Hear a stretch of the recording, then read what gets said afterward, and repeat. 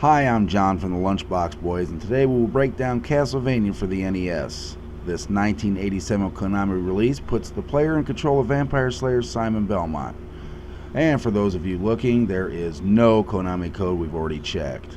So, it's 1691, and the people have called upon Simon Belmont to rid the world of Dracula, who reappears every 100 years. Now, what kind of monster would do that? Oh, I'm going to come back every 23 years, or I'm going to come back every 30 years. How is that going to work? Who's going to like that? Whatever. But anyway, this would have to be my go-to NES title, because it's the first survival horror game I can remember playing.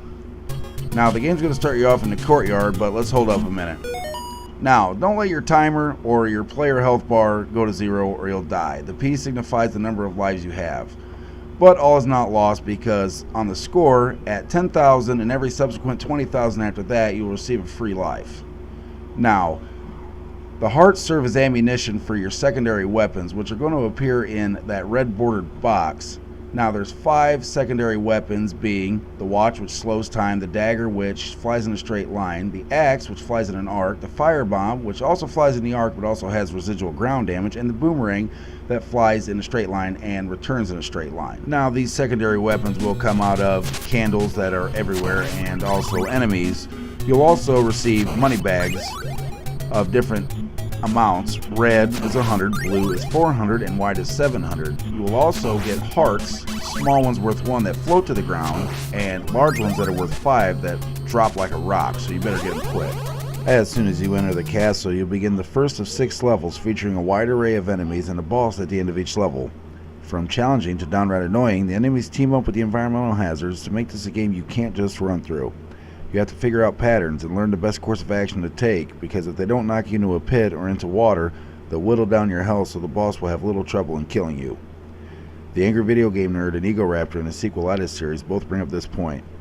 Both episodes are definitely worth viewing. Check them out. The original game definitely made its mark on the platformer genre, and you will find us comparing things we see in other games to Castlevania. A lot. The franchise is still alive and well today, spawning titles on every major console since the original NES release. Here's a rundown of the bosses. It's a real fucking monster mash, alright. Each one has a different style of attack, and sometimes your secondary weapon proves to be more useful than your whip. I'd say something funny here, but I don't think it's especially funny going on a quest to destroy vampires or any other monster. I don't think that's going to take. Whatever. Now everybody's got a rant about the whip's load time. Hell, even I do. But you can get up to 2 upgrades known as the Morning Star that increase the damage and reach of your whip. My main rant is about the health situation. There are only 2 ways to get health. One is finding hidden meat in the walls, and the second is getting the orb after you defeat the boss. There are a couple of pickups I left out. The invisibility potion, which renders you invisible, saves you from harm for a few moments. The cross, that destroys all enemies on screen, and the double and triple shot. Remember in Zelda where your sword wouldn't throw another projectile until the first one left the screen? Castlevania does the same thing with the secondary weapons. Double shot allows you to throw 2 and triple 3 secondary weapons in rapid succession. Check out right here where I get a double shot, and it greatly increases the throw of your secondary weapon, which helps out a lot against the bosses. When you get to Dracula, just hit him in the face until you knock his head off. Holy shit! Then he turns into the big blue blubbery bastard. He's got some ups though. He's got to hit him in the face, avoid the fireballs, and avoid his fat ass.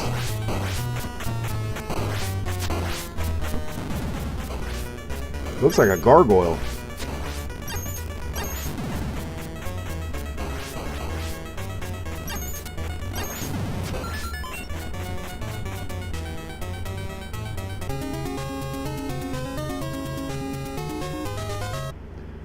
And that's Castlevania for the NES. Lunchbox Boys out.